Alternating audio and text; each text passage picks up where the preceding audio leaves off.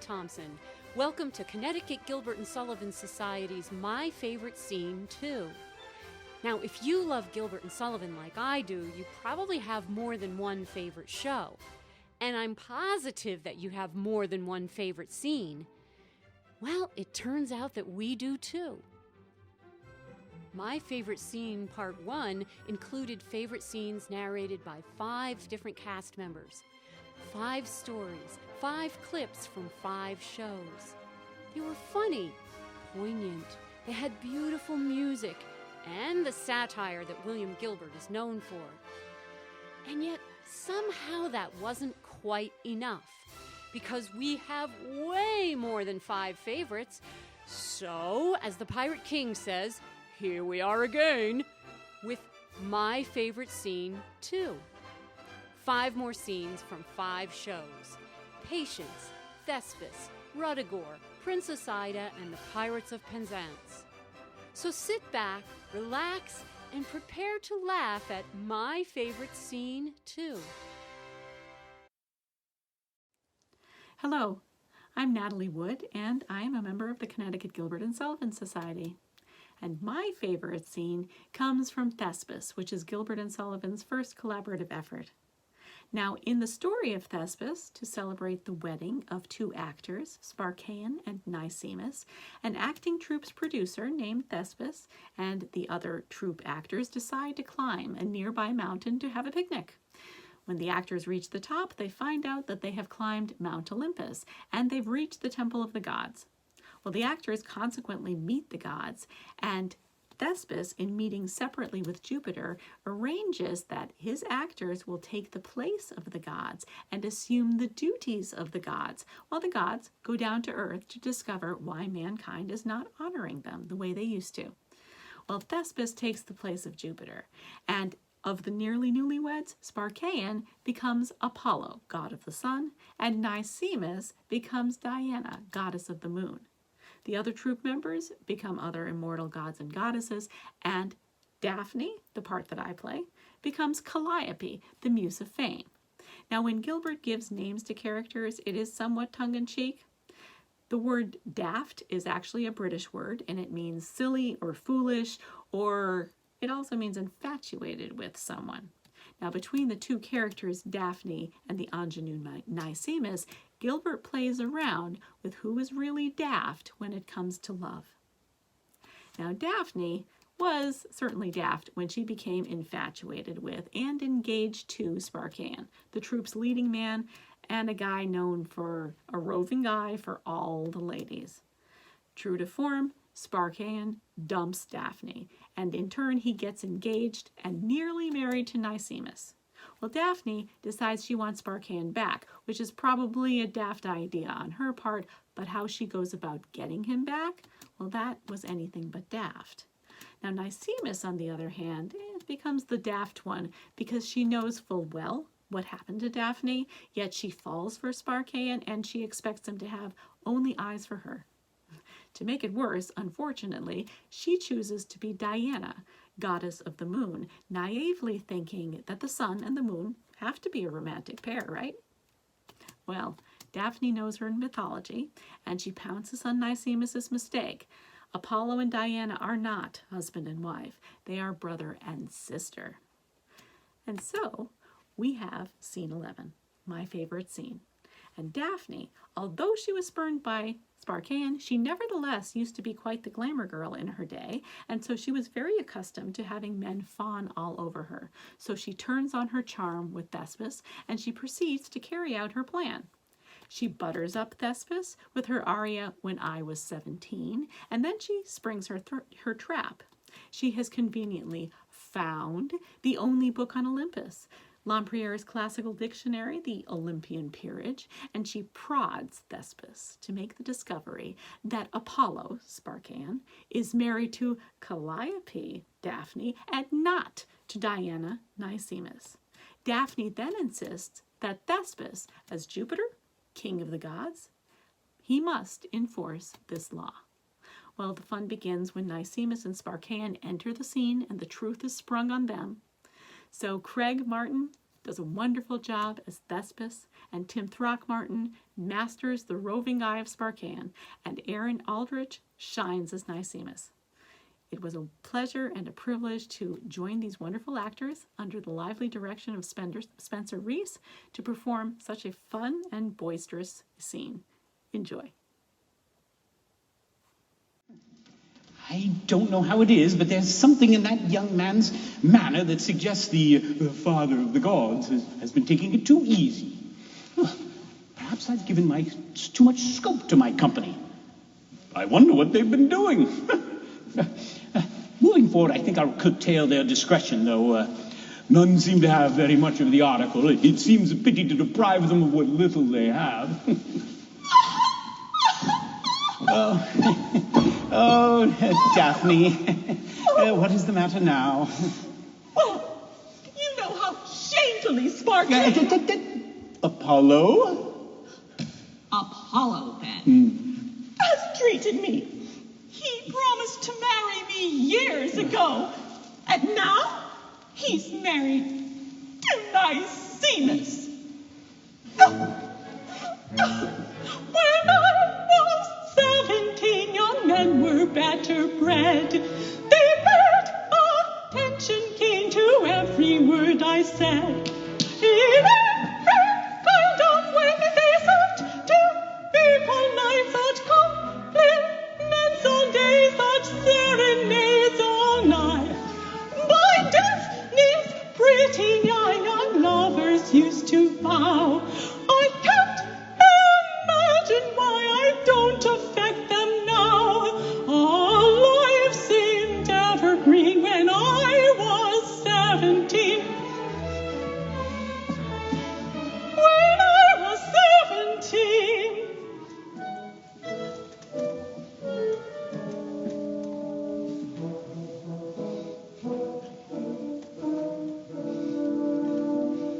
If Daphne caught a cold or kept her little room, there fell on every fold a universal gloom. And if my broken breast, young men, what sob and sigh await in every breast, a tear in every eye. Rheumatics through me fly, and aches enough I vow. I can't imagine why I don't affect them now. All life seemed evergreen when I was 17. When I was 17.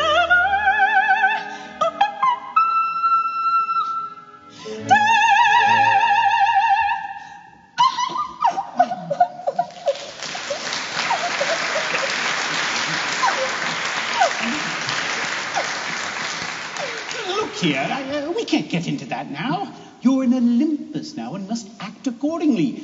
Drop your Daphne and assume your Calliope. Quite so. That's it. Oh, that's it? That's it, Thespis. I am Calliope, the muse of fame. Very good. This morning, I was in the Olympian Library, and I took down the only book there.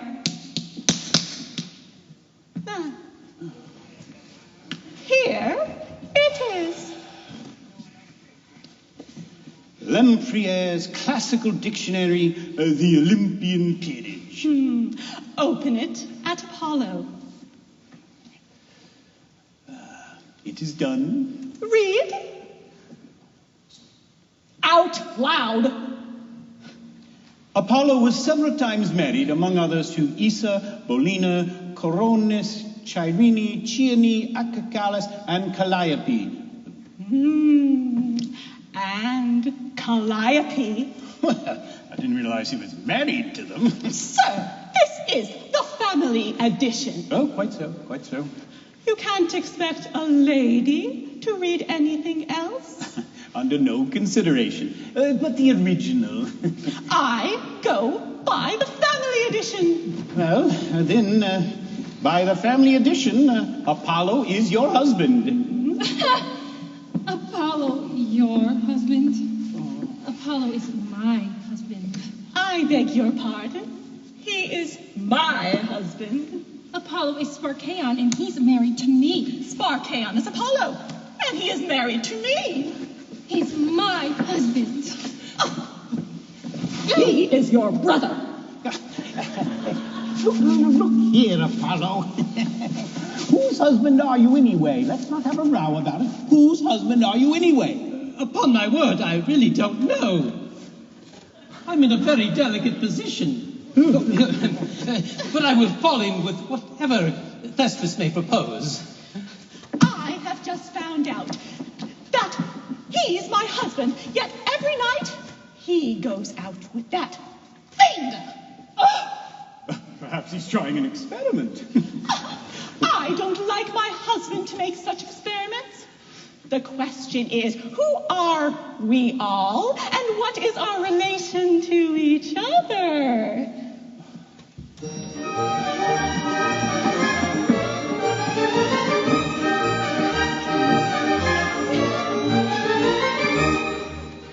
You're Diana, I'm Apollo, and Calliope is she. He's your brother. You're another, he has barely married me. By the rules of this bond, she's my wife and you are not. By this golden wedding ring, I'm his wife and you're a thing. By this golden wedding ring, she's my wife and you're a thing. Please will someone kindly tell us who are our respective kin? All of us are very jealous, neither of them will give in. Please will someone kindly tell us who are our respective kin? All of us are very jealous, neither of us will give in.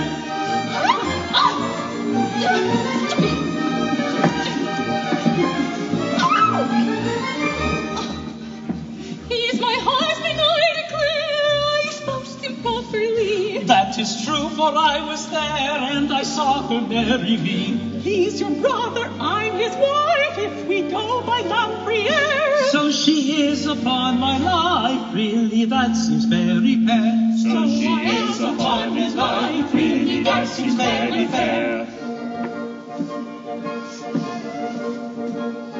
You're my husband and no other. That is true enough, I swear. I'm his wife and you're her brother. If we go by Lampriere, It will surely be unfair to decline by Lampriere. How we shall deny them care to the law by Lampriere.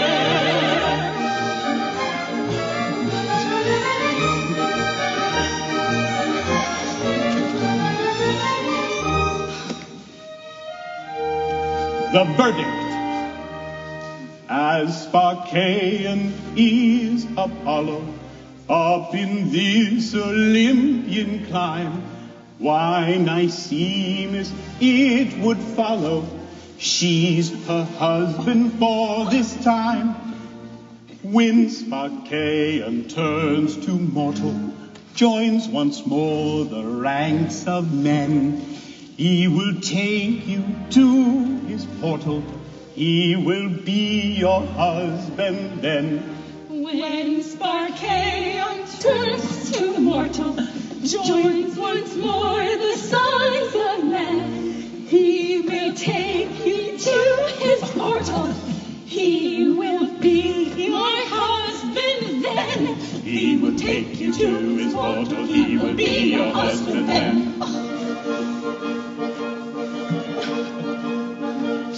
That is my decision, according to my mental vision. Put an end to all collision. That is my decision. His decision, that is my decision. He will take me to his portal, he will be your husband then.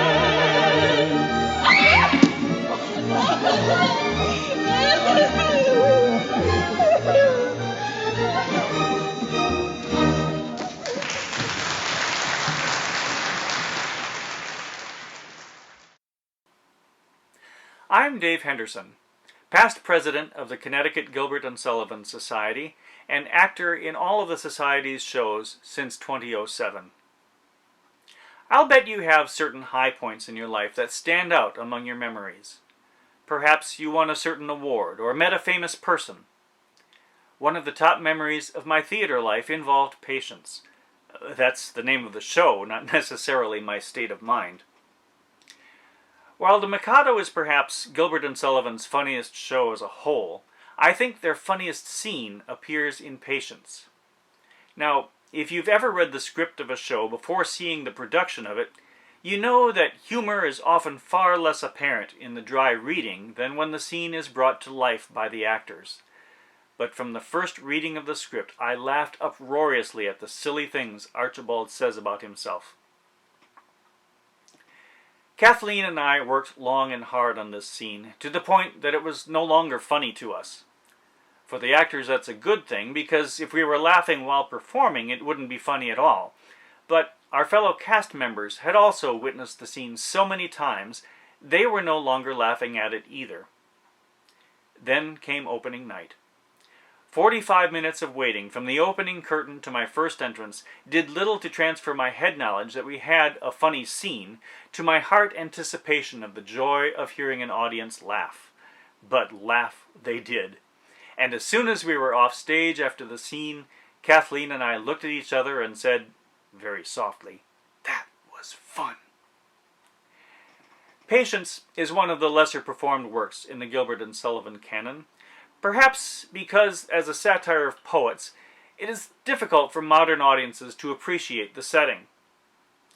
In this scene, the maidens of the village have instructed Patience, the main character, that love is a duty and must be unselfish, so she sets about to fall in love immediately. But with whom? She has no interest in the poet who has captured the hearts of all the other maidens. What should she do? Her soliloquy is interrupted by her childhood playmate returning after a 15-year absence. He wastes no time in proposing marriage. She fails to recognize Archibald at first, but with some prompting and a get-reacquainted time, she agrees to marry him. Until she realizes that it could not be unselfish to love a perfect man. But stay! Well, you'll see how it unfolds. Playing Archibald, I was privileged to share the stage with Kathleen Thompson, a triple threat as accomplished singer, actor, and dancer in the title role.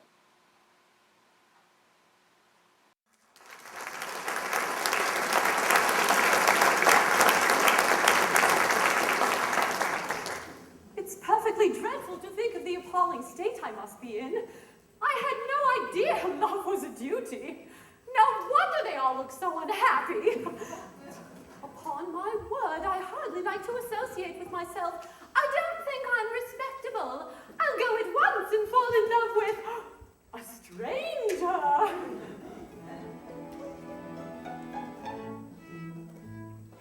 Prithee, pretty maiden, prithee tell me true.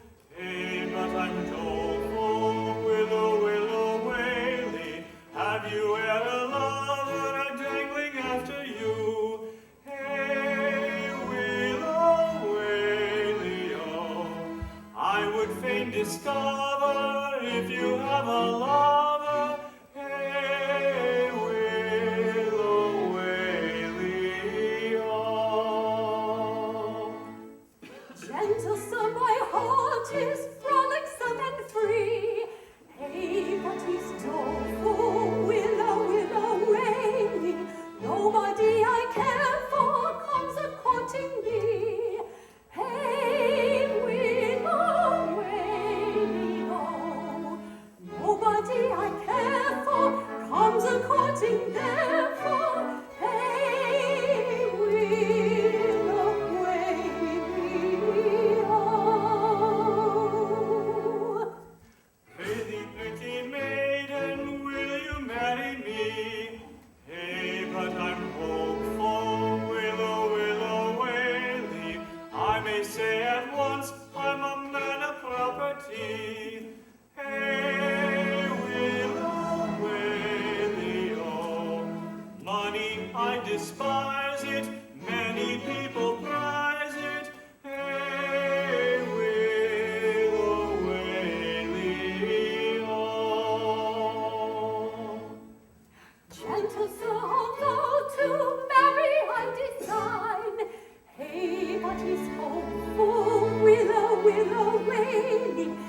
yet I do not know you, and so I must decline.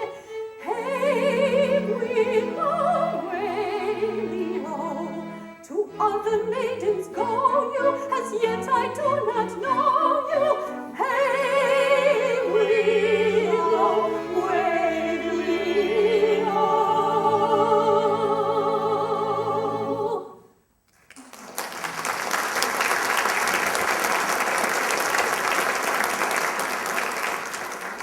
Patience, can it be that you don't recognize me?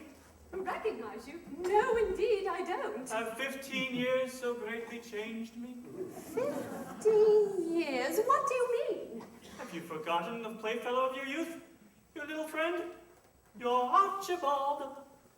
Oh, Kronos. Kronos, this is too bad of you. Oh, Archibald, is it possible? Why, let me look. Oh, it must be! Oh, how happy I am! I thought we should never meet again. And how you've grown! Yes, Patience, I am much taller and much stronger than I was. And how you've improved! Yes, Patience. I am very beautiful.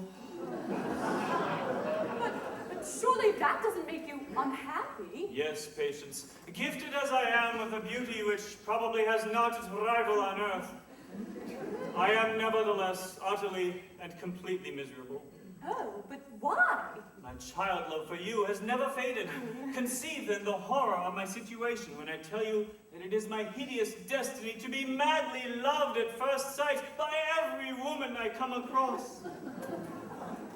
But why do you make yourself so picturesque? Why not disguise yourself, disfigure yourself, anything to escape this persecution? No, Patience, that may not be. These gifts, irksome as they are, were given to me for the enjoyment and delectation of my fellow creatures. I am a trustee for beauty, and it is my duty to see that the conditions of my trust are faithfully discharged. And you too are a poet? Yes, I am the apostle of simplicity. I am called Archibald the All-Right.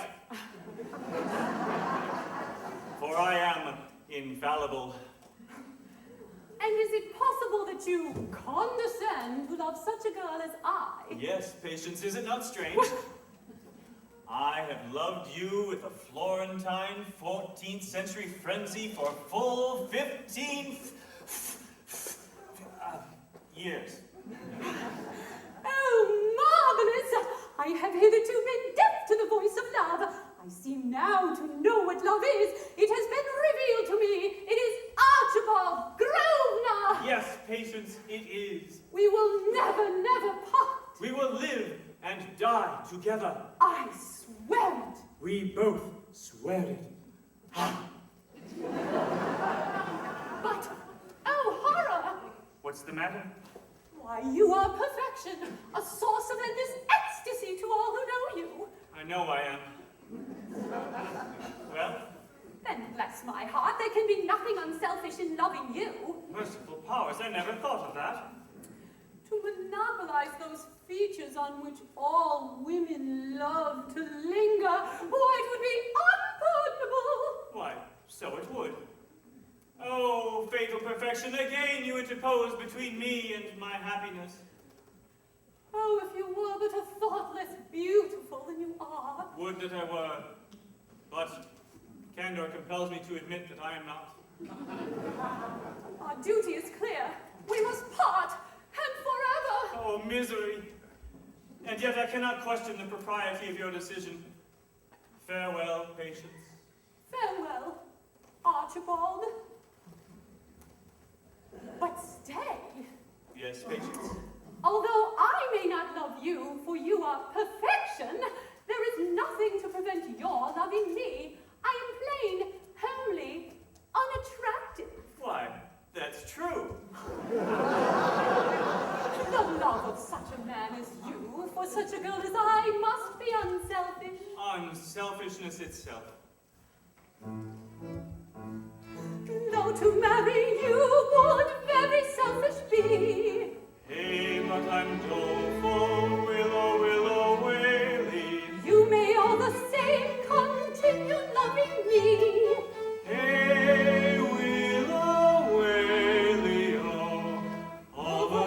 ignoring, I'll go on adoring.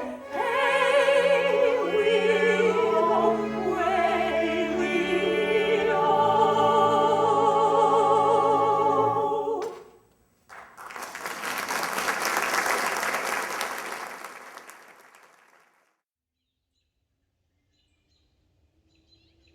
Hi, I'm Kathleen Thompson. My favorite scene is from Ruddigore. Connecticut Gilbert and Sullivan Society plans to perform this show in November of 2021 if all the stars align as the country opens up after the pandemic. This opera is a parody of the stock melodrama. The villain who carries off the maiden, the priggishly good-mannered poor but virtuous heroine, the hero in disguise, and his faithful old retainer who dreams of their former glory days, the snake in the grass who claims to be following his heart, the wild mad girl, the swagger of fire-eating patriotism, ghosts coming to life to enforce a curse, and so forth. But as one critic noted, Gilbert turns the moral absolutes of melodrama upside down. Topsy-turvy, you might say. Good becomes bad, and bad becomes good, and heroes take the easy way out. Now, it's so much fun to perform this show, because it's way over the top, and it's also kind of earnest at the same time. There's beautiful music, every character has flaws and endearing qualities, and as we said, bad becomes good, and good becomes bad indeed. It's so hard to choose my favorite scene. What about the one where Robin and Rose awkwardly speak to each other, too shy to declare how they really feel? Well, that's great, but nope. Or where Mad Margaret finds Rose and doesn't know who she is and says she's going to pinch her. Pop! That's also great, and yet still not quite my favorite. Or where Dick makes off with Rose right under Robin's nose, saying his heart was dictating to him what he should do. With Greg Schaefer as Dick and John Knudsen as Robin, it's hilarious. And it's just barely missing my favorite status. So which is my favorite scene? It's in the second act, and I'm not even in it. Mad Margaret, who spends the entire first act showing how crazy she was, and Despard, who was the acting baronet of Ruddigore, have reformed. Despard found out that Robin, you know, the shy, awkward hero, is actually Riven, baronet of Ruddigore, his older brother, who he thought was dead. The fact that he isn't dead brings him joy for two reasons. First, he gets his brother back, and second, the title comes with a witch's curse. The Lord of Ruddigore must do one crime a day, and on the day he refuses, in torture he shall die. Despard has had to perform these crimes since he inherited the title, and now, since Riven is back, Despard is free. So, back to Margaret and Despard in Act 2. Now that Despard has reformed, he's taken back up with Margaret, his old love. She went mad when he left her. And now they show up in their reformed state, and my favorite scene begins. Why is this scene my favorite? Well, because Despard and Margaret's goodness is as over the top as their badness was in Act 1. In fact, you might say it's almost too good to keep up, as you'll see. The dialogue's witty and on point and filled with comic possibilities. Bob's staging mines the depths of the melodrama and humor. The trio, My Eyes Are Fully Open, is brilliant. And Jerry Palmer as Despard and Susan Rozek as Margaret are hilarious together. And when John Knudsen as Robin enters, he only adds to the humor. I say, which one of you has married her? And what's so important about Basingstoke? You'll find out when you watch My Favorite Scene.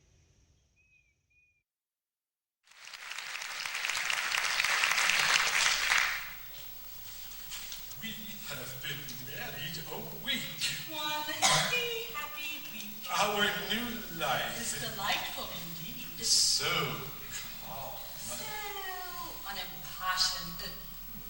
Master, all this I owe to you. See, I am no longer wild and untidy. My hair is combed, my face is washed, my boots fit. Margaret, don't. Pray restrain yourself. Remember, you are now a district visitor. A gentle district visitor. You are orderly, methodical, neat. You have your emotions well under control. I have. Master, when I think of all you have done for me, I fall at your feet, I embrace your ankles, I hug your knees. Oh, hush. This is not well. This is calculated to provoke remark. Be composed, I beg. You're angry with poor little Nat Margaret. No, not angry. But a district visitor should learn to eschew melodrama. Visit the poor by all means and give them tea and barley water. But don't do it as if you were administering a bowl of deadly nightshade. It upsets them. Then when you nurse sick people and find them not as well as to be expected, why go into hysterics? Why not? Because it's too jumpy for a sick room. Oh, how strange. Oh, master, master, how shall I express the all-absorbing gratitude that...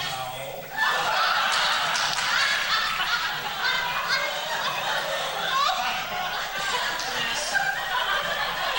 I know, dear. It shan't occur again.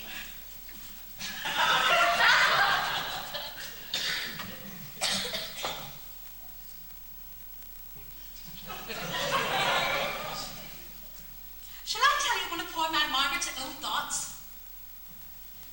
Well then, when I am lying awake at night and the pale moonlight streams through the lattice casement, strange fancies crowd upon my poor mad brain, and I sometimes think if we could hit upon some word for you to use whenever I'm about to relapse, some word that teems with hidden meaning, like Basingstoke.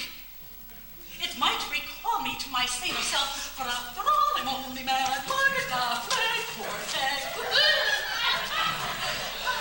Poor child. She wanders.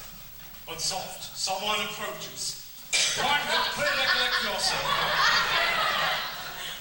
Basingstoke, I beg. Margaret, if you don't Basingstoke at once, I shall be seriously angry. Basingstoke it is. Then make it so. This one is your wife. This visit is unexpected. Shall I quiet him? Shall I tear him limb from limb? Shall I rend him asunder? Basingstoke it is. And make it so. My brother. I call you brother still, despite your horrible profligacy. We have come to urge you to abandon the evil course to which you have committed yourself, and at any rate, to become a pure and blameless break. But I've done no wrong yet. No wrong! He's done no wrong to you here!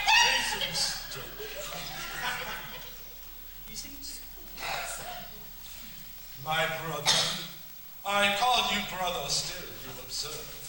You forget that you had been, in the eyes of the law, a bad baronet of Ruddigore for 10 years, and therefore responsible, in the eyes of the law, for all the horrible misdeeds committed by the unhappy gentleman who occupied your place.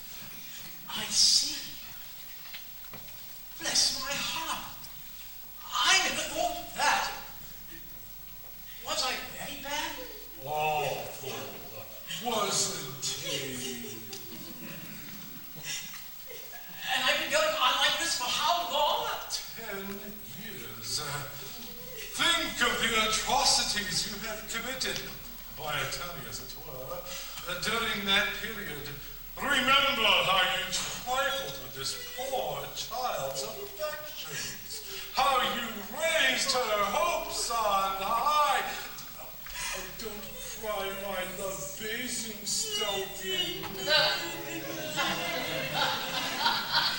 Only to trample them in the dust when they were at the very zenith of their lives. Oh, fie, sir, fie. She trusted you. Did she? Oh, what a scoundrel I must have been. Oh, there. Don't cry, my dear. It's all right. Birmingham, you know. Birmingham. Basingstoke. Basingstoke, of course it is. Basingstoke. Then make it so. Yeah, it's all right. He's married you now. That is, I've married you. I say, which one of us has me? Oh, I've married her. Well. Yes, he's married you now. And anything more disreputable than my conduct seems to have been, I've never even heard of. But my mind is made up. I will defy my ancestors. I will refuse to obey their behests. Thus, by courting death, atone in some degree for the infamy of my career. I knew it, God bless yourself. Basingstoke. Basingstoke it is.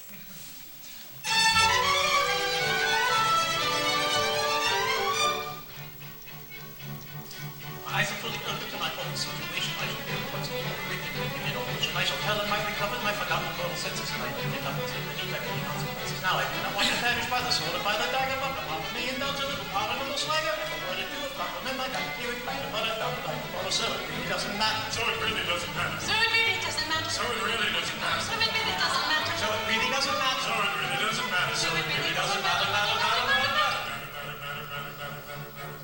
If I were not a little bad and genuinely silly, I should give you my advice on the subject willy-nilly. I should show you when I'm on the touch of grapple with the question, and you'd really be astonished at the force of my suggestion. On the subject that will make you almost value on the wonderful effects of those issues when I feel a little bit.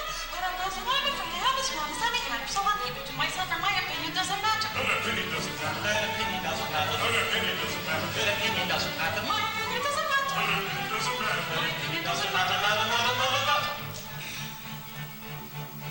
I have been so lucky as to have a steady brother who could talk to me as we were talking to one another, who could give me good advice when he discovered I was adding, which is just the very thing for which anyway, condoning my existence would have made it rather interesting, and a lively to die, and it isn't in a whittle. This particularly rapid, unintelligible patter isn't generally heard, and if it is, it doesn't matter. If it is, it doesn't matter. If it is, it doesn't matter. If it is, it doesn't matter. If it is, it doesn't matter. This particularly rapid, unintelligible patter isn't generally heard, and if it is, it doesn't matter. This particularly rapid, unintelligible patter isn't generally heard, and if it is, it doesn't matter.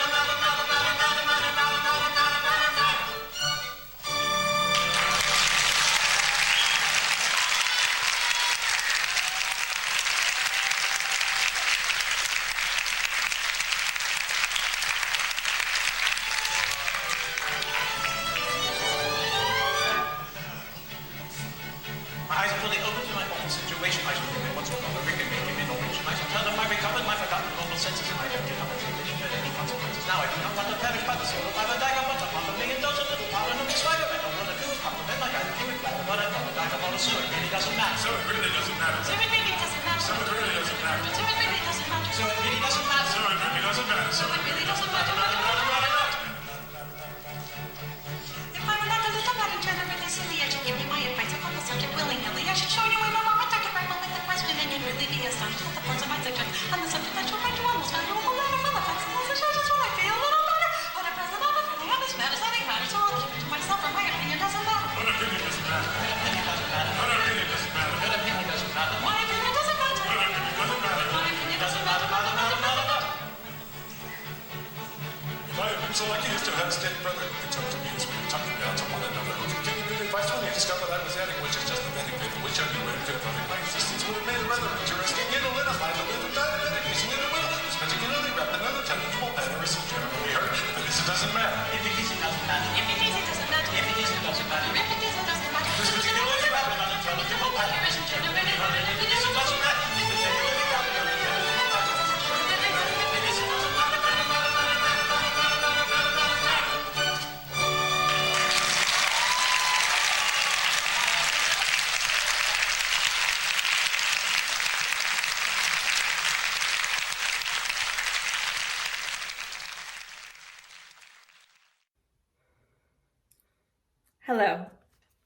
My name is Julie Rumbold. When I was asked to pick a favorite scene of mine from G&S, I had a difficult time deciding on one. I have had the privilege to perform some other wonderful role with the Connecticut Gilbert and Sullivan Society, from the precious Phoebe Merrill with her amazing wit in The Yeoman of the Guard, to the dainty and lovable Iolanthe in Iolanthe, and finally to my debut with the company as the fun and eccentric Mad Margaret in Ruddigore. I loved performing in each of these wonderful roles, but the role of Princess Ida and the Act 2 finale in that show holds a particularly special place in my heart. It was such a joyful and uplifting experience for me to perform Ida, a strong and intelligent woman who has chosen her own path and does not let anyone control or demean her. The stirring Act 2 finale in Princess Ida helped me get through a pretty tough year for me personally. If I was having a bad week, I knew that going to those rehearsals and singing Ida at the finale would remind me that I am strong and would get through this. At Castle Adamant, Ida's women-only university, all her women have all been taught that Darwinian man is but an ape at heart, and women are superior, a sentiment which I have to admit that I have agreed with at times. In the Act 2 finale, Ida has just found out that Prince Hilarion, played by Jonathan Cohen, and his friends Florian, played by Dave Henderson, and Cyril, played by Henry Cox, whose drunken antics have unwittingly masked the three, are actually men who have broken into her all-girls school by disguising themselves as women. Furious when she learns that these men have broken into her school, Ida has them arrested and put in chains. But just then, her castle is attacked by Hilarion's father, King Hildebrand, performed by Craig Martin, and his army. He tells Ida that if she does not give in and marry Hilarion, he will hang Ida's three brothers, played by Mike Loomis, Drew Lumiere, and Bill Fay, and lay waste to her castle, and that she will incur the guilt of fratricide. But despite the pleadings of her three brothers, Ida does not give in to Hildebrand's ultimatum. She refuses to marry Hilarion and declares war on Hildebrand, showing him that she is a strong and powerful woman who can take care of herself.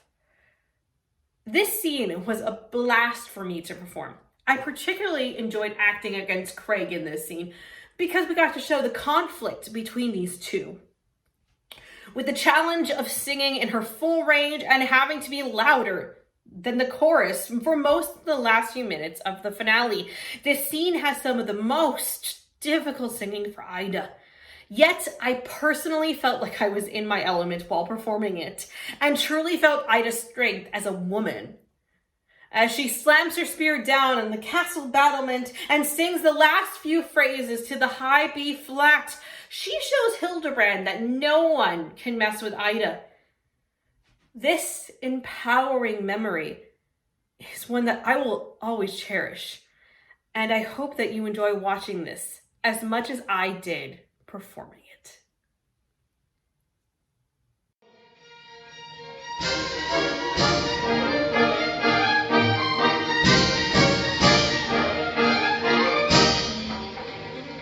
Years ago, no doubt you know, and if you don't, I'll tell you so. You gave your troth upon your oath to Hilarion, my son. A vow you make, you must not break. If you think you may, it's a great mistake. For a bride's a bride, though not what side at the early age of 1. A vow you make, you must not break. If you think you may, it's a great mistake. For a bride's a bride, is not what side at the early age of 1. And I'm a peppery kind of king who's indisposed to parleying. Bit the wink of a bit of a chip, and that's the long and the short of it. For he's a peppery kind of king who's indisposed to parleying. Bit the wink of a bit of a chip, and that's the long and the short of it.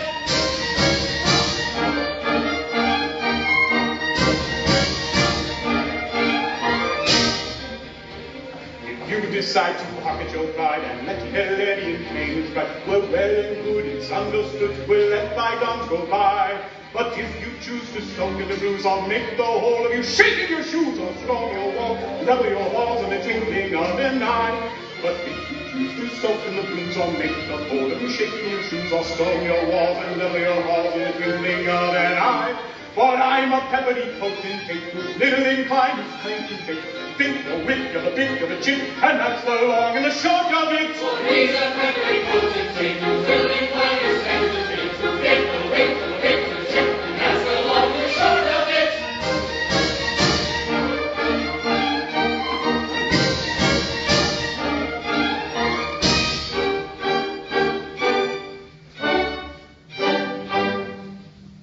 We may remark, though nothing can dissuade us, that if you thwart this gentleman, he'll slay us.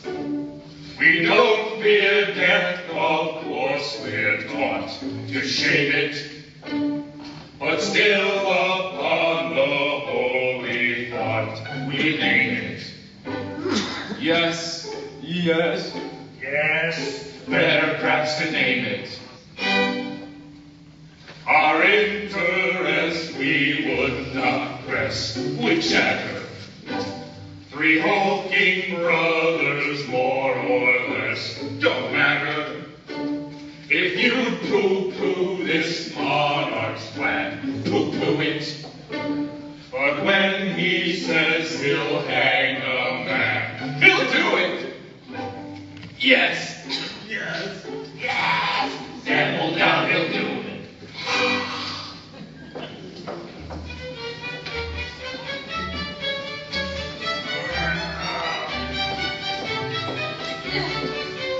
Give me your sword, your fear is half the night.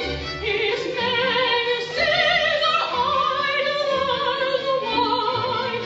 He dare not kill you, vengeance lurks behind.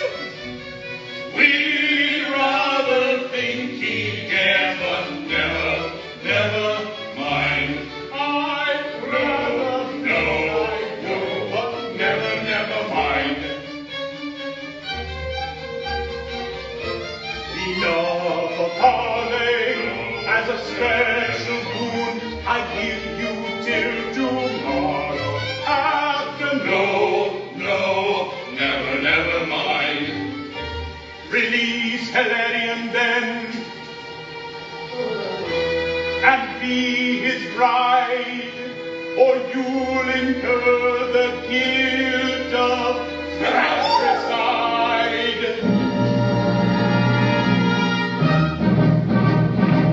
To hear the much for such a foe is shame alive.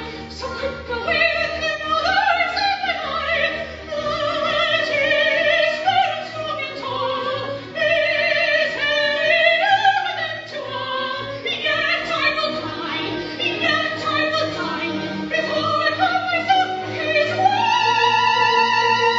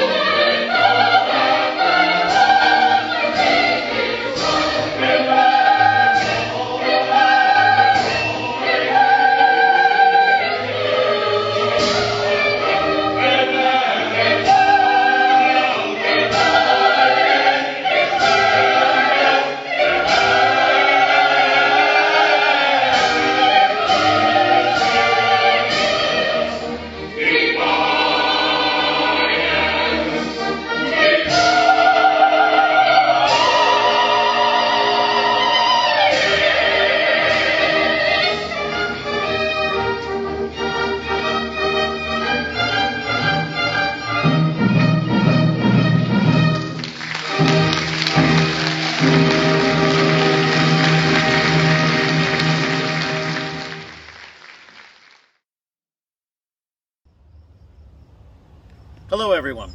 My name is David Shancup, and I've been a member of the Connecticut Gilbert and Sullivan Society since its founding in 1980.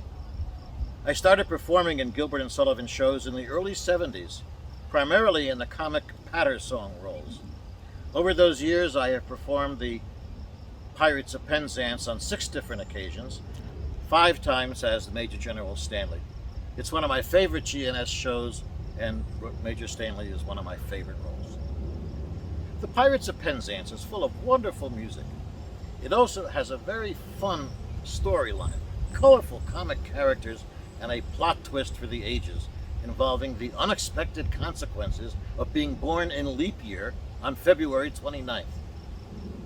It takes place in Penzance, a seaport town in Cornwall. A band of pirates are celebrating their apprentice Frederick's 21st year. It turns out these pirates aren't so great at pirating, as they are soft-hearted, and every time they attack a ship that's manned by orphans, they refuse to attack because they are orphans as well and know what it is. Frederick announces he is leaving the band as his apprenticeship is complete. Or is it? Remember the February 29th birthday. A group of women come into the picture. These are the wards of Major General Stanley, who lives nearby.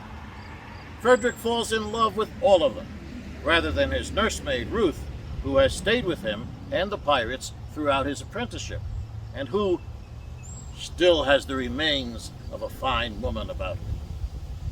Ruth, having no place else to go, remains with the pirates. Meanwhile, Frederick catches Mabel's eye, one of General Stanley's wards, and they are immediately smitten with one another, so like a tenor and a soprano. Frederick, having sworn to repent his pirate ways, warns the young ladies that the other pirates are in the vicinity. But it's too late. The pirates swoop down, grab them, and attempt to make off with them just as Major General Stanley arrives. The scene I chose as my favorite follows these events. With so many great scenes, it was hard to pick just one, but this scene contains some of the wittiest and most humorous dialogue in all of the Gilbert and Sullivan repertoire. After introducing himself, as the scheme to foil the pirates, General Stanley asks the Pirate King if he has ever known what it is to be an orphan. And of course the Pirate King replies, orphan. But spoken with a British accent, the two words orphan and often sound very much the same. Thus begins a wonderful comic exchange between the Major General and the Pirate King, who continuously misrepresent each other with hilarious results. Gilbert turns the pronunciation of these words into a running gag, and it goes on and becomes increasingly funny as the dialogue progresses. 2 songs immediately follow this dialogue.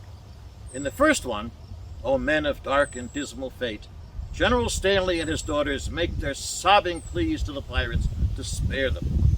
And General Stanley tells them that he is also an orphan. This is followed by a brief postlude starting I'm Telling a Terrible Story, in which General Stanley confides in an aside to the audience that he lied to the pirates about being an orphan to prevent them from taking his daughters over the billowy waters. And he goes on to opine that because of that, this little falsehood is not in the same category as a regular terrible story. Touched by General Stanley's story, the soft-hearted and gullible pirates decide to set him and his daughters free and make him an honorary member of their band. The scene concludes with the stirring hymn, Hail Poetry, in which all celebrate the pirates' beneficence in letting them go. Here is that scene with Dave Henderson as the Pirate King, Nathan Wise as Samuel, Victoria Reed as Mabel, Alla Krivoff as Edith, and yours truly as Major General Stanley. Thank you, and I hope you share my enthusiasm and enjoyment for the scene.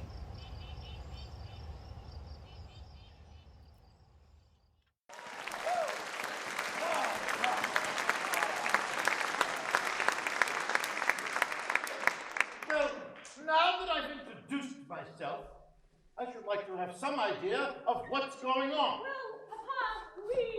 Permit me. I believe I can explain in 2 words.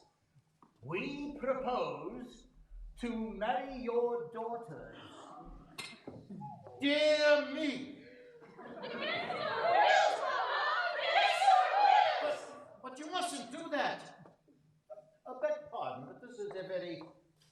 picturesque uniform. I don't think I recognize it. What are you, a troop of thespians? No. We are all Church of England. And a single gentleman. Yes, I gathered that. Anything else? No, nothing else. Don't believe them, Papa. They are pirates. Famous pirates of Penzance. The pirates of Penzance. I have often heard of them. All except this gentleman, who was a pirate once, but who is out of his indentures today, and means to lead a blameless life evermore. Out of your indentures? Here, would you like to try mine?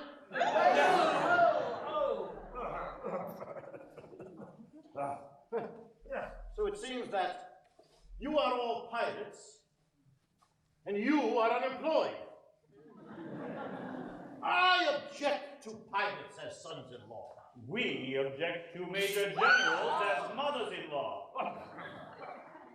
But we waive that point. We do not press it. We look forward.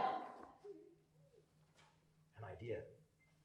Tell me, do you mean to deprive me of these, the sole remaining props of my old age, and leave me to go through the remainder of my life unfriended, unprotected, and alone?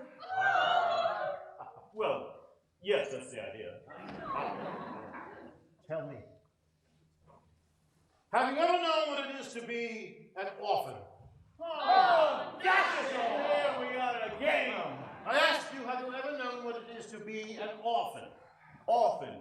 Yes, orphan. Have you ever known what it is to be one? I say orphan. Orphan, orphan, orphan! Wait, I don't think we quite understand each other. I ask you if you have ever known what it is to be an orphan, and you reply by saying the word orphan. Now, as I understand it, you are merely repeating the word orphan to show that you understand me. I didn't repeat the word orphan. Ah, but you did. I only repeated it once. But you repeated it. But not orphan. Wait. I think I see where we are getting confused. When you say orphan, do you mean orphan, a person who has lost his parents, or orphan frequently? What? Orphan, person, lost parents, orphan frequently. Pardon, I see what you mean. Frequently. Ah, you said often frequently. No, only once. Exactly. You said often frequently, only once. Seize him!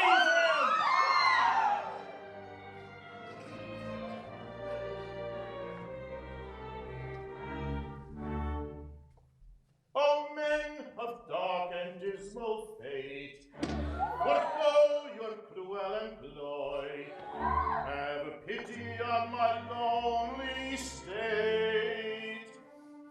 I am an orphan boy. An orphan boy. An orphan boy. How sad an orphan boy. These children whom you see are all that I can call my own. Poor fellow. Take them away from me, and I shall be indeed alone. Poor fellow. If pity you can feel, leave me my soul remaining joy.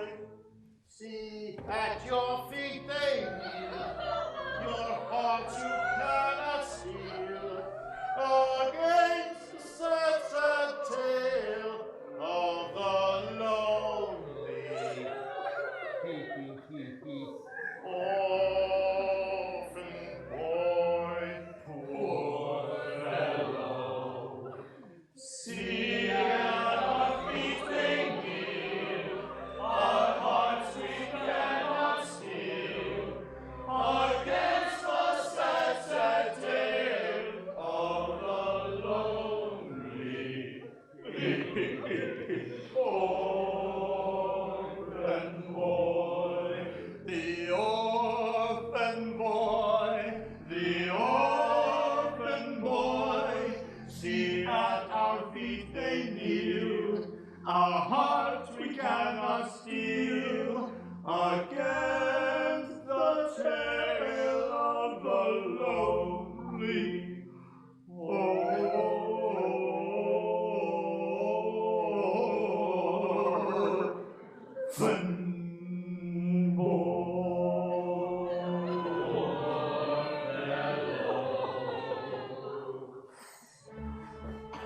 I'm telling a terrible story, but it doesn't diminish my glory, for they would have taken my daughters over the billowy waters. If I hadn't with elegant diction indulged in innocent fiction, which is not in the same category as telling a regular terrible story. He's telling a terrible story, you should have a vicious glory, so they would have taken his daughters over the billowy waters. It is easy and elegant diction to call it an innocent fiction, but it comes in the same category as telling a regular terrible story. It's easy and elegant diction to call it an innocent fiction, but it's not in the same category as telling a regular story.